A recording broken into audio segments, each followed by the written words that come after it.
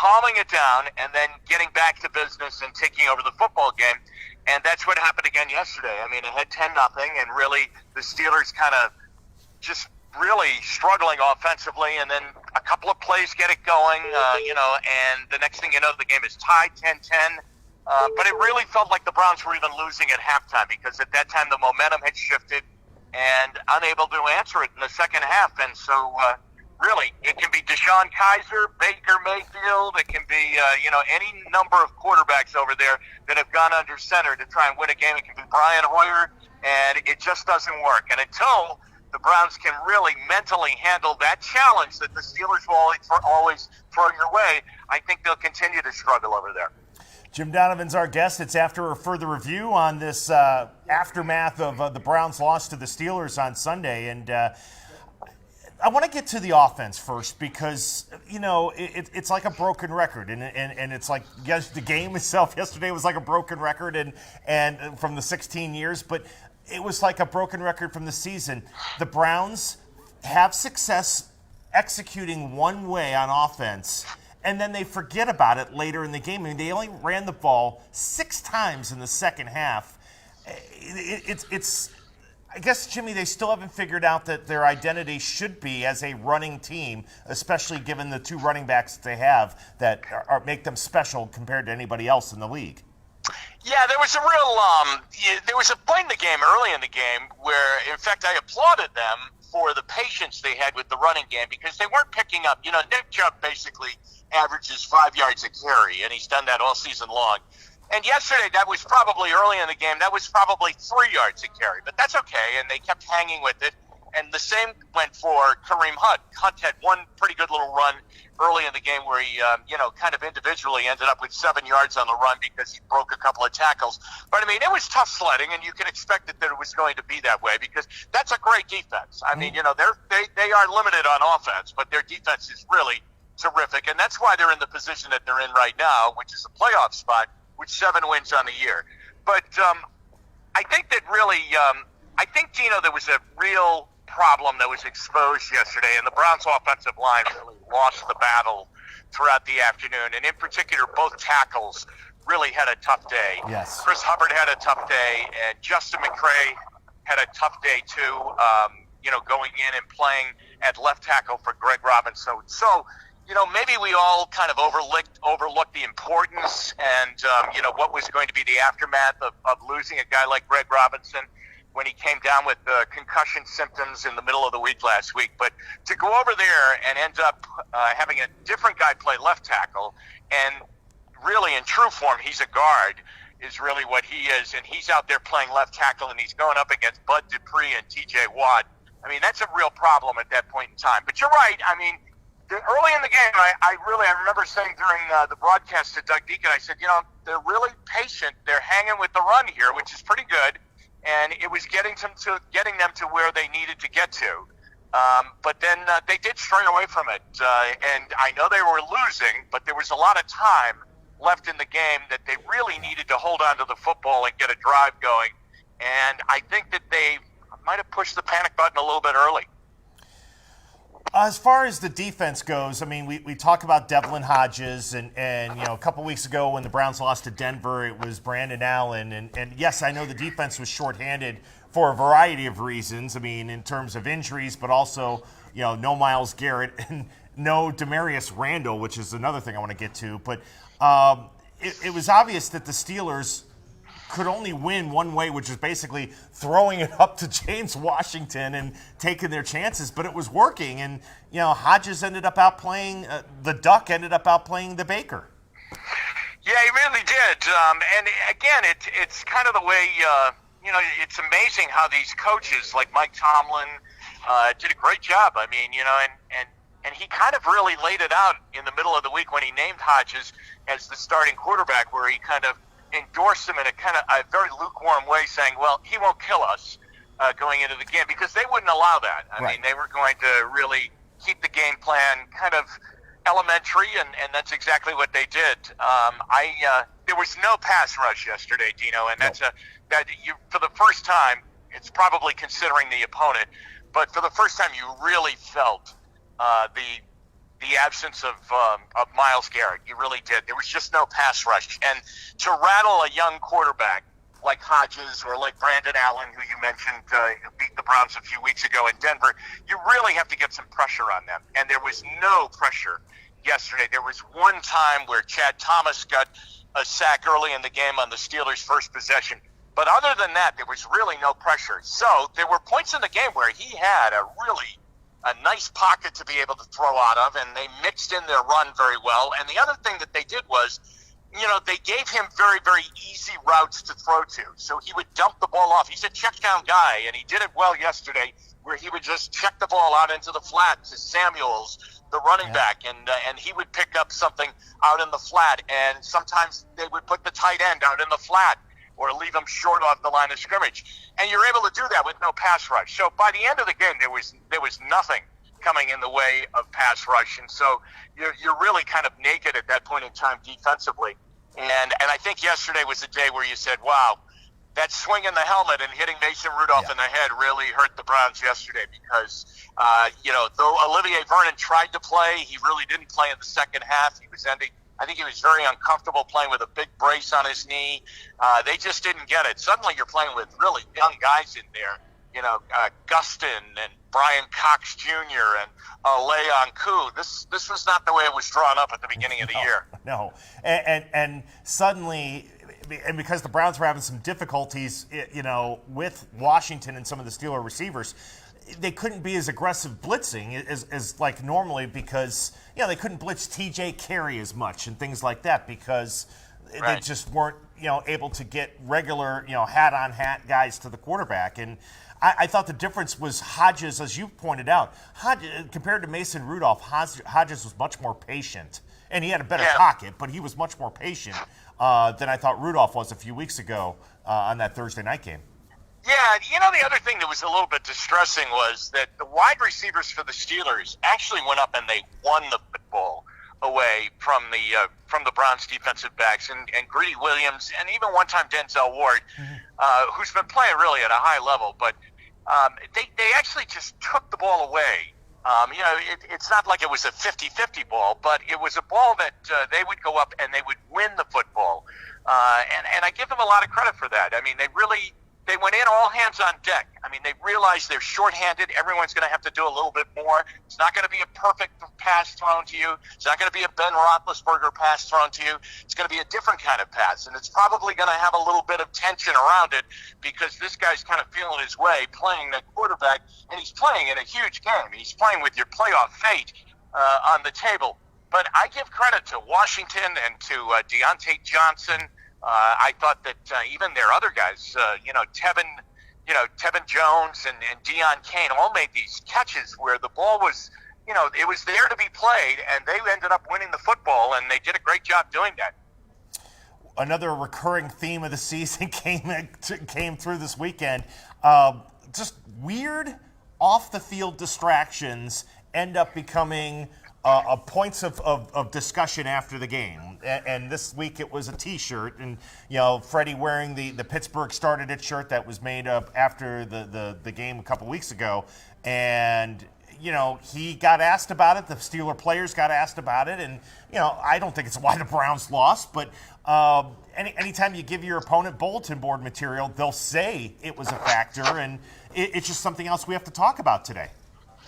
Yeah, I mean, it wasn't a factor in the game, but it obviously, in this new world, it became a big factor. In the social media world, it became a huge factor, and it became a contributing factor. And I think, one of the Steelers, I don't know who it was, might have been David DeCastro or Cam Hayward or somebody like that, said, why would your coach pour gas on it to make it more combustible? I think the thing is, Freddie is he's a guy's guy. There's no doubt about it. He's charming in that way. But there are some points in time where you have to realize what your position is. And your position is you're the head coach of the Cleveland Browns. And, you really have to act in a way. I mean, we would be very quick to criticize a player for doing that, and never mind the head coach of the football team. Now, did it cost them pass rush Did it cost them pass protection and protecting Baker Mayfield?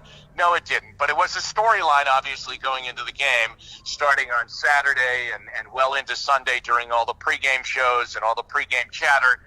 But once 1 o'clock came, I think it's just something that maybe the organization doesn't want to have to deal with. I don't think that the Browns players had to deal with it a great deal, but the organization had to deal with it. It's something that I'm sure John Dorsey had to deal with. I'm sure the Haslams had to take a look at that and say, okay, if that was just pick a player, if that was Mac Wilson wearing that, he's a young player, but it's our head coach doing that. And I think that Freddie has to realize that in all his charm, he does have a higher responsibility, and that is he's the head coach of the Cleveland Browns. And when he goes out, I know he's very friendly and takes pictures with everybody. And maybe, a little light bulb has to go off and say, you know what, do I need could this possibly be seen? Could it be visible? Well, of course it can, and it was. Right. And it became something that he had to deal with. And but this is him. This is the full character of Freddie Kitchens. Right, and I'm sure he'll say today, he'll take me or leave me. This is who I am, and sure, and that's just the way that is. But now this is kind of a familiar thing that I know 21 years of calling the Browns games, where we go through December now, and you kind of feel like you're playing out the string because the playoffs are probably not going to happen. I mean, so many miraculous things would have to happen. The Browns are still mathematically alive, but. I guess the big thing is now this team's going to have to figure out what do we have to play for here for these final 4 games. Well, I agree with you on that, and that's going to be very interesting. And who's going to play? And maybe not as far as like are they going to be up and healthy enough to play, but who's going to go out and play? Are they going to go out and play? Because you have some big time egos that are on this team right now, and they didn't really probably figure that in December, early December that we would be kind of playing out the string of games. And I think that they felt that they would be playing for a division title, for home field in the opening round of the playoffs, and at the bare minimum, a playoff spot. And if all of that is gone, and the odds are Herculean that they would be able to overcome this and try and get in there, they would need so many other things to happen. If that's the case, I'm interested to see what the level of effort's going to be and what the level of availability is going to be. You know what, Dino? It might be like college football these days. Let me ask you this. Now that Alabama is out of the college football playoff things, how many of those players who are probably still going to go very, very high in the spring draft of the NFL, how many of them are going to say, yeah, I'm going to play in the bowl game? Not many. Not many. And that's the new way in college football. And I wonder what's going to happen here right now. I wonder, what's going to happen with Beckham and Landry? How are they going to handle this? And physically, I don't worry that Baker Mayfield wants to play and continue to play, but physically, I wonder about that hand injury and how it is today after it was yesterday, because after the game yesterday it was pretty ugly. And how available is he going to be? Those are some of the things you have to take a look at. Is Vernon going to play again? Right. What do they do with the Demarius Randall situation? Imagine going into a huge game like they were going into it this time last week, getting ready to go over to Pittsburgh and, kind of cement themselves within the division and try and knock off a huge division rival and keep themselves in playoff contention. To have a guy like Demarius Randall, do some weird stuff, I guess, at practice, and it was so bad that they didn't even take him on the trip. I mean, considering the importance of that game yesterday, to have a player even think of acting like that is a real problem that seeps into a team and into a locker room at this point in time. Is it great that Sheldrick Redwine got a chance to play? Yeah, it is. But, we wanted Demarius Randall out there, and he's not out there for some sort of team discipline, lack of effort in practice type situation. That's really tough to take right now. Well, and you think about it, I mean, because of disciplinary things, you didn't have Randall yesterday. You don't have Garrett for the rest of the year. Things got so bad with Callaway that you had to jettison him. Things obviously got so bad from a social media standpoint with Jerome Whitehead that you had to jettison him. I mean, it's been a mess, hasn't it? Right? Yeah. When you lay it out, the laundry list is long and it's not good. You're right. it brings back the word once again, undisciplined, and a lack of accountability within the team. And here's the thing. The town is so all in on it. I mean, they had won the 3 games in a row.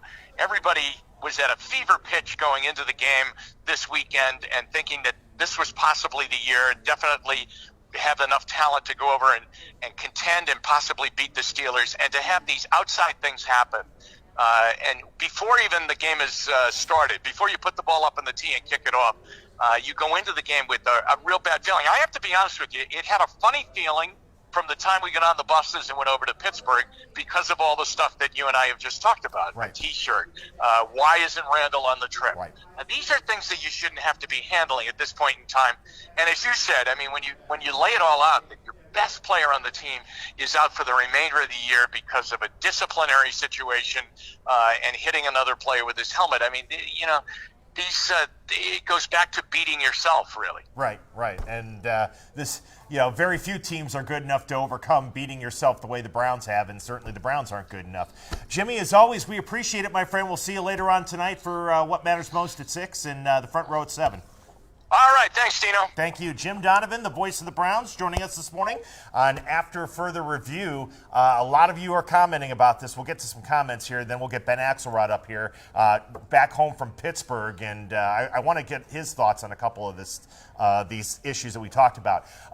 Your Twitter question this morning, we borrowed it from Jay Crawford because I think it's the most important thing that everybody's talking about today. Are you okay with Freddie Kitchens wearing a Pittsburgh Started It t-shirt in public? I'm actually stunned by the response. We've gotten almost 2,400 responses here on Jay's Twitter account to this, and he'll be talking more about it on lunch break, by the way. 52% say, yeah, you're okay with it. 48% say no. 52 to 48. I'm frankly surprised. And some of you are saying here, yeah, it's a t-shirt, get over it. Yeah, and I get it. I mean, it wasn't the reason why the Browns lost. As I said to Jimmy, it's not the reason the Browns lost. But it wasn't a good look, right? I just, you know, when we're talking about this kind of stuff, instead of talking about, you know, the X's and O's on the field, I just boggles my mind. Now, Pat Kelly says, leaving Randall in Cleveland sure hurt us. Blame Freddie. Well, we don't know what happened with that Randall situation, and you know, I have a hard time blaming Freddie for disciplining a player if we're saying the team is undisciplined. So I'll not agree with you on that point, but I will say this. I think not running the ball only 6 times in the second half, yeah, I have more of an issue with that. The T-shirt, more of an issue with that. Pat also said our offensive line is not good. Quit talking about it. Well, you have to talk about it. I mean, that was an obvious issue yesterday. The Browns' tackles are bad. I mean, and it wasn't Justin McCray's fault. He's a guard. He was thrown into playing a tackle. But it's just obvious the Browns cannot protect Baker Mayfield like they did last year. And Baker doesn't have a clean pocket. I mean, they couldn't even throw a Hail Mary yesterday without him getting hurt. So that's a big thing. And one other thing, I guarantee if the Steelers coaches were coaching the Browns, we would have won 3 more games this season. Well, I'll listen to you on that. I think Mike Tomlin has done a tremendous job with the Steelers. I mean, considering it's not just Roethlisberger being out, but I mean, they have had 4 or 5 of their top players out or missing significant action this year, and yet, I mean, they're in position for the playoffs. I mean, Duck Hodges might quarterback them in a playoff game. I mean, that's pretty remarkable. And, I mean, the Browns' offensive line or the Browns just, you know, right now, as we said, it's not just Freddie. It's not just, you know, the offense is struggling. I mean, defensively, part of the reason no Garrett, but, you know, they're letting Brandon Allen beat them, letting Duck Hodges beat them. I mean, I heard driving into work this morning, and it reminded me the backup quarterback of the Tennessee Titans, because it's not Marcus Mariota starting right now. The Titans beat the Browns and beat up the Browns defense earlier this year. I mean, you know, this is an overall thing. This isn't just on one facet of the team.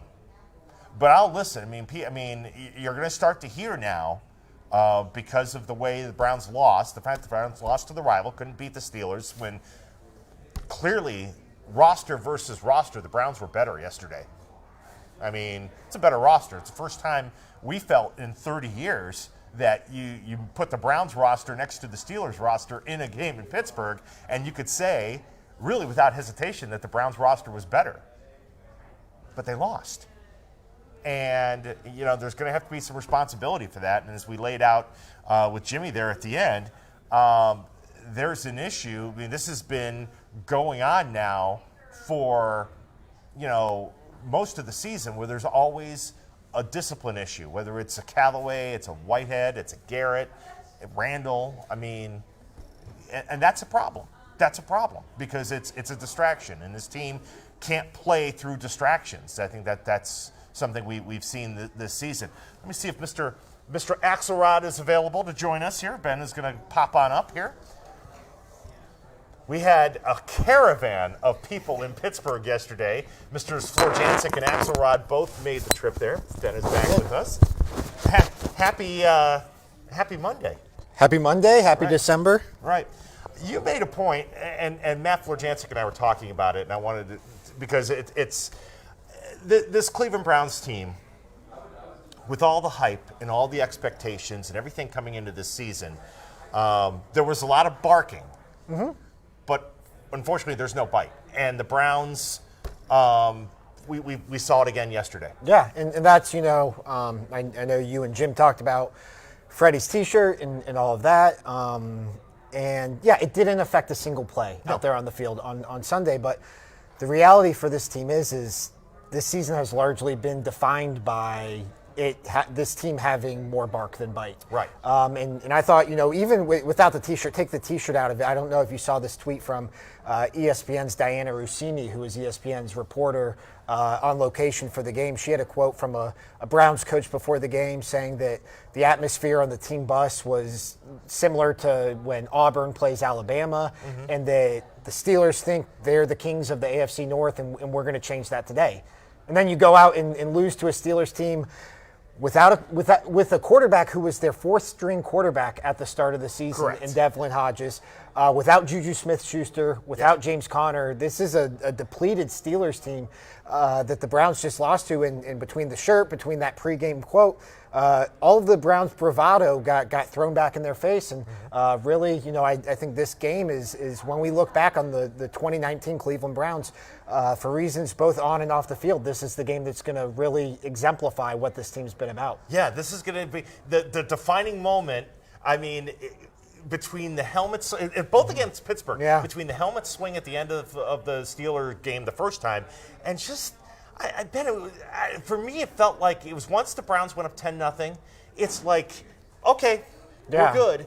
And the fact that the defense, and I know they were short, I mean, everybody's shorthanded this time of year. The fact that the defense, just after dominating the first quarter, I mean, they let Hodges and company move the ball up and down the field. Yeah, and there were plays there to be made. I mean, that's, those passes to James Washington, I think he had 4 catches for 100 and something yards and a touchdown.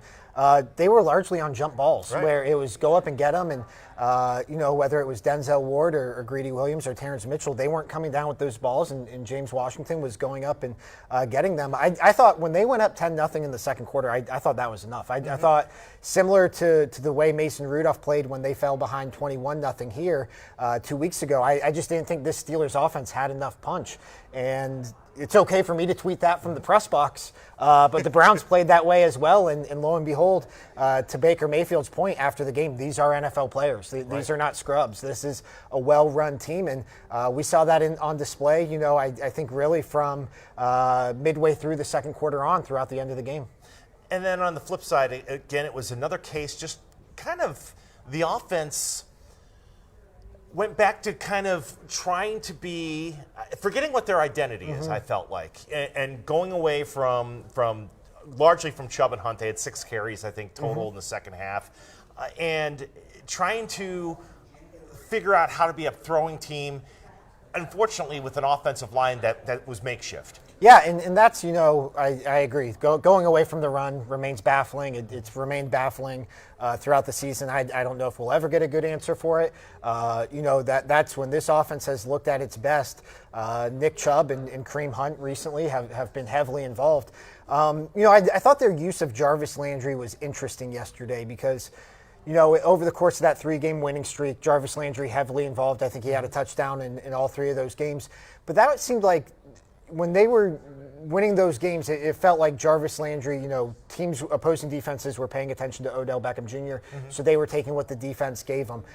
This felt like it was all they thought they had. It's like they were just force-feeding Jarvis Landry on these short passes, the same types of passes that he was accustomed to catching when he was with the Miami Dolphins, and it just wasn't effective. He made some great grabs and helped move the chains a little bit, but you look at the numbers, and the numbers weren't there. And just as a whole, just a total lack of identity for this offense per usual. And Frank wasn't surprised, in the locker room, those 2 guys, Landry and Beckham, were not available to the media. They got out of there. Yeah. I wasn't surprised. I mean, I'm sure they're both frustrated because this isn't the way any of us thought the season was going to go. And, it's another example of just a lost Sunday. Yeah, and I think some photographers got some pictures or some videographers got some film of Jarvis getting into a heated discussion with Ryan Lindley, the quarterback's coach, at the end of the game as well. And, that's something that, and I think it goes to this team's lack of accountability, too.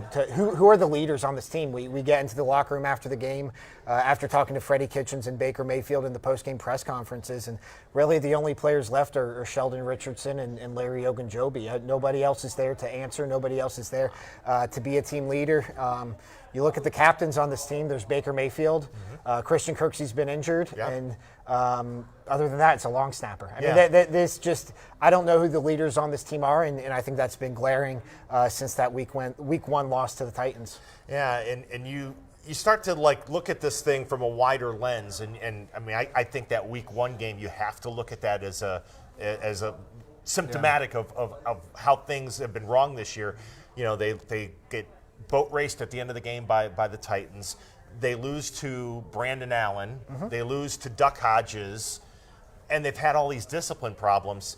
If you're a coach that's trying to, convince a front office and an ownership that you're the guy, you're the answer long term, Freddie's making it harder for himself. Yeah, I mean, this season, outside of that win over the Ravens, which looks more and more like an aberration every week, I think you could argue this season's gone about as poorly on the field as one could have thought it would. Yeah. Outside of the Ravens, again, which team have they beaten that they shouldn't have beaten? They beat the Steelers, they beat the Bills, they beat the Dolphins, who they were all favored over. Right. They lose to the Seahawks, they lose to the Rams, lose to the Broncos against Brandon Allen. Like you said, lose to the Steelers yesterday when they're favored. I mean, this is a team that's lost games it shouldn't have lost, and then really only won some of the games that it should have won. I think this season, just from an on-field standpoint, I think it goes straight to the head coach, has gone about as poorly as one could have thought. And as I closed with Jimmy, I'm real curious now. You've got 4 games to go, 3 in your division, two home, 2 away. That's all the spacing you want with it. But this is now, it has the familiar feeling of a team that's going to be playing out the string and just, playing these last 4 games. I'm curious to see how the Stars are gonna react to this, what they're gonna do with Baker, and how Freddie's gonna coach from here on in. Yeah, I mean, that's the thing is I think that carrot of the playoffs and making this improbable run, I think that's gone. Yeah. You look at the AFC standings, you're 2 games behind the Steelers, 2 games behind the Titans, who have a tiebreaker over you, 4 games behind the Bills with 4 weeks to go. The math just isn't adding up there. So, and where do they go from here? I mean, playing the Bengals twice is a good way to build some confidence, but you're going to have to take a tough trip to Arizona. You're going to have to face Baltimore again, who's the best team in the NFL right now. This thing, let's say they blow out the Bengals this Sunday in Cleveland. Does that make you feel that much better? I mean, No. that's what you're supposed to do. Right. It's like beating the Dolphins last week. It doesn't really tell you a whole lot. I think, that says more about the Bengals than it does you. So we'll see. But yeah, really going to be interesting to see just how this team finishes out this final fourth of the regular season here. Because I think anything, it's you sit there and you say, well, I could see a scenario where the team goes 8-8, 9-7. I mean, I don't know if they can win all four, but especially with Baltimore. But you could see the opposite scenario too. We've seen it here before. Yeah, I mean, realistically, they shouldn't be any worse than 7-9. I think with those two games against the Bengals and factoring in the Cardinals, who have kind of fallen off after a mildly impressive start, and then the Ravens, yeah. But I mean, 7-9 would be a step back from a year ago. Yes. You went 7-8-1. Even if they go 8-8, that's only a half game improvement in a season where you add Odell Beckham Jr., where Baker Mayfield's supposed to take the leap in his second year as your starting quarterback, where you add Olivier Vernon, where this young team is only getting older, only supposed to get better. To only improve by half a game, I think would be wildly disappointing. Yeah. To me, this was this season was playoffs or bust, and right now it's I think we can safely say it's a bust, and I think bust. it's busted in a pretty dramatic fashion. Yeah. My friend, as always, I appreciate your time here, and you will be working on the Beckham report today. We'll have the Beckham report, writing something up about Freddie in the T-shirt. I'm going to be on lunch break with Jay Crawford here in a little bit, so excellent. No shortage of Browns content today. Talking T-shirts and more? T-shirts and more. That's what we do here. That's right. Ben Axelrod joining us from WKYC.com. He is one of our digital sports reporters. Real quick, just on the poll Jay mentioned while I have you here, 51-49, by the way. Fans are okay with Freddie wearing the T-shirt. Yeah, I find that surprising. Me too. I think some people are conflating this idea that the shirt, that the media is saying the shirt is why they lost, and I haven't seen anybody say that. No. But it was a bad look, and I think for him to then double down after the game, really I think just exemplifies what this season has been about for the Browns. Absolutely. All right, that'll do it for us on After Further Review. Remember, Ben will have lunch break coming up with Jay Crawford. We've got plenty of coverage at WKYC.com, and Jim Donovan will be in later on tonight for What Matters Most, and then of course for the front row at 7 with Mary Kay Cabot and Bud Shaw. Okay, for Ben Axelrod and for Stephanie Metzger, and of course for the great Jim Donovan, I'm Dave DeNatale. Thanks for watching After Further Review right here on WKYC.com, our 3 News app, Facebook Live, and YouTube.